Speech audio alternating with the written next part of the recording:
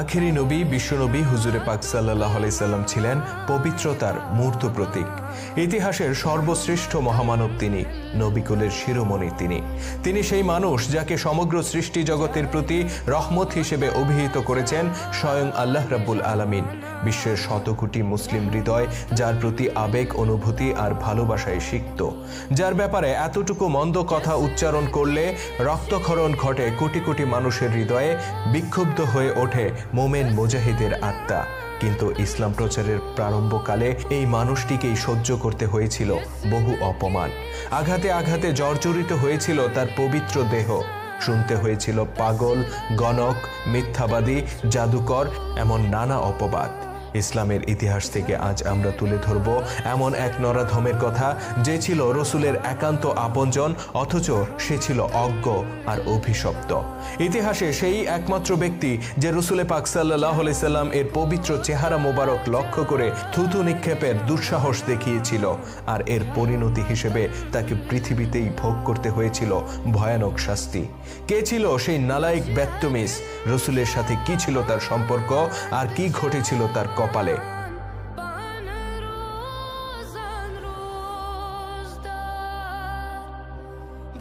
রসুলের চাচা আবু লাহাব তলব করেছে তার দুই পুত্রকে, একজন উতবা, আরেকজন উথাইবা।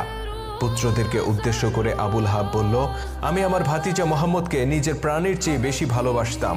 যখন তার জন্ম হয়েছিল তখন আনন্দে উদ্বেলিত হয়ে আমি আমার কৃতদাসীকে আজাদ করে দিয়েছিলাম।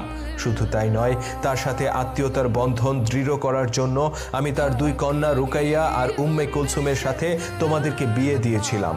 কে জানতো আমার এই ভাতিজা একদিন আমাদের বংশের মুখে চুনকালি লাগাবে? কে জানতো সে আমাদের পূর্বপুরুষের ধর্মকে অস্বীকার করে নিজেকে নবী ঘোষণা করবে? হায়, যদি জানতাম তবে কখনোই তোমাদের দুজনকে তার কন্যাদের সাথে বিয়ে দিতাম না। পুত্র উতবা আর উথাইবা তখন মাথা নিচু করে মাটির দিকে তাকিয়েছিল। পিতার চোখের দিকে তাকিয়ে কথা বলার সাহস তাদের ছিল না। অতঃপর আবু লাহাব বলল, মুহাম্মদের কন্যাদেরকে তোমরা এখনই তালাক দেবে, আর এটাই আমার সিদ্ধান্ত। বড় পুত্র উতবা তার এই কথা শুনে হতভম্ব হয়ে গেল। সে বলল, আপনি কি বলছেন আব্বাজান? পিতার অপরাধের কারণে কেন আমরা তার কন্যাদেরকে শাস্তি দেব? আবু লাহাব বলল, মুহাম্মদকে কষ্ট দেওয়ার জন্যই তোমরা তাদেরকে তালাক দেবে। সে যখন জানতে পারবে তার অপরাধের কারণে তার কন্যাদেরকে তালাক দেওয়া হয়েছে, তখন তার চেহারা কেমন হয় তা আমি দেখতে চাই। পিতা আবু লাহাবের এমন জিঘাংসামূলক সিদ্ধান্ত উতবা কিছুতেই মেনে নিতে পারছিল না। সে তার স্ত্রী রুকাইয়াকে প্রাণের চেয়ে বেশি ভালোবাসত। আমৃত্যু যে বন্ধন অটুট রাখার প্রতিশ্রুতি সেই স্ত্রীকে দিয়েছিল, সেই প্রতিশ্রুতির কথা স্মরণ করে তার হৃদয় উতলা হয়ে ওঠে। সে মনের মধ্যে কিছুটা সাহস সঞ্চার করে পিতা আবু লাহাবকে বলে, আব্বাজান, আপনি আপনার ভাতিজাকে কষ্ট দিতে কেন এত মরিয়া?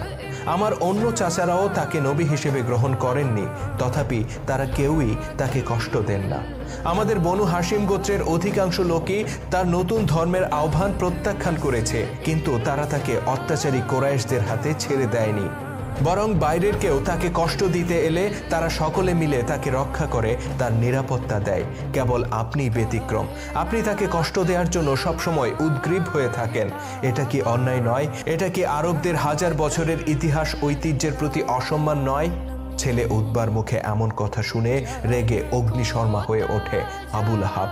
তার উজ্জ্বল চেহারা মুহূর্তের মধ্যে রক্তবর্ণ ধারণ করে। সে চিৎকার করে বলে, নিচু লোকেরা তাদের কন্যা সন্তানদেরকে জন্মের পরেই জীবন্ত কবর দিয়ে দেয়। কত ভালো হতো যদি আমিও তোমাকে জন্মের পরেই কবর দিয়ে দিতাম। পিতার মুখে এমন কথা শুনে উতবা তার ভাষা হারিয়ে ফেলে। সে মাথা নিচু করে নির্বাক দাঁড়িয়ে থাকে। অতঃপর নীরবতা ভাঙে তার পাশে দাঁড়িয়ে থাকা আবু লাহাবের অপর পুত্র উথাইবা। সে বলে, আব্বাজান, ভাই উতবা যা বললেন আমি কখনোই আপনাকে তা বলবো না।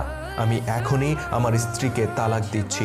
অভিশাপ আমার স্ত্রী উম্মে কুলসুমের প্রতি, আর অভিশাপ তার পিতার প্রতি। অতঃপর সে তৎক্ষণাৎ নবী তনয়া উম্মে কুলসুমকে তালাক দিয়ে দেয়। আর প্রবল পারিবারিক চাপের মধ্যে উতবাও বাধ্য হয় তার স্ত্রী রুকাইয়াকে তালাক দিতে। এই সংবাদ যখন রসুলে পাক সাল্লাল্লাহু আলাইহি সাল্লামের কাছে পৌঁছে, নিজের কন্যাদের ব্যথা বেদনায় তার হৃদয় চূর্ণ হয়ে যায়। নবী পরিবারে সেদিন কান্নার মাতম উঠেছিল। আর এটাই চেয়েছিল চাচা আবু লাহাব ও তার স্ত্রী উম্মে জামিল। তারা দিনের পর দিন রসুলের পরিবারকে উৎপীড়ন করে গেছে, কিন্তু তাদের খায়েশ তাতে মিটেনি। অবশেষে তারা বেছে নেয় চূড়ান্ত জিঘাংসার পথ, আর এই জিঘাংসার পথে অতি উৎসাহের সাথে পিতামাতাকে সমর্থন দেয় তাদের পুত্র উথাইবা। এই ঘটনার কিছুকাল পরের কথা। রসুল সাল্লাল্লাহু আলাইহি সাল্লাম এর সাথে দেখা হয় আবুল আহাব পুত্র উথাইবার। রসুল সাল্লাল্লাহু আলাইহি সাল্লামকে দেখার সাথে সাথে সে অকথ্য ভাষায় তাকে গালাগালি করতে শুরু করে। মূলত সে ছিল পিতামাতার মতোই রসুলের প্রতি ঘৃণা পোষণকারী ব্যক্তি, আর সে ছিল প্রচণ্ড দুরাচারী। সে রসুলে পাক সাল্লাল্লাহু আলাইহি সাল্লামের নিকটে যায় আর টেনে হিঁচড়ে তার জামা ছিঁড়ে ফেলে। অতঃপর সে তার পবিত্র দেহ মোবারককে উদ্দেশ্য করে থুথু ছিটিয়ে দেয়। আল্লাহ তাআলা সেই থুথু তার প্রিয় হাবিবের গায়ে লাগতে দেননি। তথাপি নিজের চাচাতো ভাই এবং এককালের জামাতা উথাইবার এমন আচরণে আল্লাহর হাবিব ভীষণ কষ্ট পান। নিজের কন্যাদের তালাকের ঘটনার ক্ষত তখনও তার হৃদয় থেকে শুকিয়ে যায়নি। এর মধ্যে উথাইবার এমন পাশবিক আচরণ তাকে ভীষণ মর্মাহত করে তোলে। নিজের অজান্তেই তার মুখ দিয়ে বের হয়ে আসে এক অভিশাপ, হে উথাইবা, একটি নিকৃষ্ট কুকুরও তোমাকে পরাজিত করবে। অভিশপ্ত উথাইবা জানত না নবীজির দীর্ঘশ্বাসের সাথে বেরিয়ে আসা এই অভিশাপ তার জীবনে বয়ে আনবে মর্মন্তুদ পরিণতি। কিছুকাল পরের কথা। পিতা আবুল আহাবের সাথে ব্যবসার কাজে সিরিয়া গমন করে উথাইবা। জারকা নামক স্থানে রাত্রি যাপনের জন্য তাঁবু ফেলে তাদের কাফেলা। স্থানীয় লোকেরা এই জায়গায় তাঁবু ফেলতে দেখে তাদেরকে সতর্ক করে বলে, এখানে রাতের বেলায় হিংস্র প্রাণীরা ঘোরাফেরা করে, তোমরা যদি সাবধান না থাকো তাহলে প্রাণনাশের আশঙ্কা রয়েছে। স্থানীয়দের কথার সত্যতা দেখা যায় কিছুক্ষণ পরেই। একটু অন্ধকার নেমে আসলেই তারা দেখতে পায় একটা হিংস্র বাঘ তাদের তাঁবুর চারপাশে ঘোরাফেরা করছে। আবুল আহাব ও উথাইবা উভয়ের আত্মা তখন কেঁপে ওঠে। তাদের মনে পড়ে যায় রসুলের দেয়া সেই অভিশাপের কথা, একটি নিকৃষ্ট কুকুর উথাইবাকে পরাজিত করবে। উথাইবা কম্পিত কণ্ঠে বলে, আল্লাহর কসম, এই বাঘ আজ আমাকে খাবলে খাবে। আমার ধ্বংস আজ অনিবার্য। মুহাম্মদ আমাকে বদদুয়া দিয়েছিল, আজ আমি সিরিয়ায় অবস্থান করছি, অথচ সে মক্কায় বসে থেকেই আজ আমাকে হত্যা করবে। উথাইবাকে এতটা উতলা হতে দেখে আবুল আহাব তাকে সান্ত্বনা দেওয়ার চেষ্টা করে। সে বলে, হে পুত্র, আমরা অবশ্যই তোমাকে রক্ষা করব।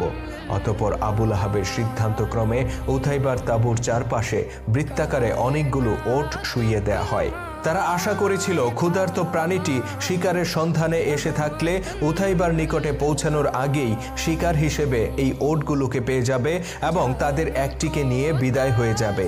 তারা ভাবতে পারেনি আল্লাহ তাআলা তার নবীর দেয়া সেই অভিশাপ বাস্তবায়ন করার জন্য যে হিংস্র প্রাণীটিকে পাঠিয়েছেন সে উথাইবাকে না নিয়ে ফিরে যাবে না। উথাইবার নিরাপত্তার ব্যবস্থা করে কাফেলার সবাই শুয়ে পড়ে। দীর্ঘ সফরের ক্লান্তির কারণে কিছুক্ষণের মধ্যেই তারা গভীর নিদ্রায় ঢলে পড়ে। প্রাণের ভয়ে উৎকণ্ঠিত উথাইবা জেগে থাকার চেষ্টা করেছিল, কিন্তু বেশিক্ষণ তা সম্ভব হয়ে ওঠে না। তার চোখে ভর করে রাজ্যের ক্লান্তি, আর নিজের অজান্তেই সে ডুবে যায় গভীর নিদ্রায়। আর এটাই ছিল তার জীবনের শেষ নিদ্রা। প্রভাতে সূর্যের আলো ফুটে ওঠার সাথে সাথে কাফেলার ঘুম ভেঙে যায় আবুল আহাবের চিৎকার শুনে। তারা ছুটে গিয়ে দেখে উথাইবার তাঁবুর নিকটে মাটিতে বসে বুক চাপড়ে মাতম করছে আবুল আহাব। তারা সেখানে উথাইবাকে খুঁজে পায় না, বরং খুঁজে পায় তার রক্তাক্ত কাপড়, আর মাটিতে দেখতে পায় তার নাপাক রক্তের গভীর দাগ। তাদের বুঝতে বাকি থাকে না যে আশঙ্কা নিয়ে তারা ঘুমিয়েছিল সেই আশঙ্কাই সত্য হয়েছে। তারা বিস্মিত হয়েছিল এটা ভেবে যে এত চমৎকার ওট থাকতে প্রাণীটি কেন উথাইবাকে বেছে নিল, আর হিংস্র প্রাণীটির আগমন সত্ত্বেও ভীত ওটগুলো কেন বিন্দুমাত্র শব্দ করল না, উথাইবাই বা কেন চিৎকার করল না। তারা জানতো না এটা ছিল উথাইবার অবধারিত পরিণতি। রসুলের সাথে দুশ্মনী করে ক্ষমা পেয়েছিল বহু কোরাইশ। মদিনার মুসলিমদের বিরুদ্ধে অধিকাংশ যুদ্ধে কাফের কোরাইশদের নেতৃত্ব দানকারী আবু সুফিয়ানকেও ক্ষমা করেছিলেন আল্লাহ নবী। আরেক অভিশপ্ত কোরাইশ নেতা আবু জাহেলের পুত্র ইকরামার জন্য তিনি দুহাত তুলে আল্লাহ পাকের কাছে দোয়া করেছিলেন আর তার জন্য ক্ষমা প্রার্থনা করেছিলেন। অথচ এই ইকরামা ছিল যুদ্ধাপরাধী। রসুলের প্রিয় সাহাবীদের রক্তে রঞ্জিত ছিল তার হাত, তথাপি রসুল পাক সাল্লাল্লাহু আলাইহি সাল্লাম তাকে ক্ষমা করেছিলেন। কিন্তু উথাইবা যে আচরণ নবীর প্রতি করেছিল তার জন্য সে স্বয়ং আল্লাহ পাকের ক্রোধের পাত্রে পরিণত হয়েছিল। আল্লাহ তাআলাই তার জন্য নির্ধারণ করেছিলেন এই মর্মন্তুদ শাস্তি। আর আল্লাহ যাকে পাকড়াও করেন তার সাধ্য নেই কোনো কৌশল অবলম্বন করে নিজেকে রক্ষা করার। নিঃসন্দেহে আবুল আহাব পুত্র উথাইবার এই ঘটনা সেই সব মানুষদের জন্য উপদেশ যারা নিজেদের অজ্ঞতাবশত আল্লাহ নবীকে গালি দেয় আর তার উপর মিথ্যা আরোপ করে।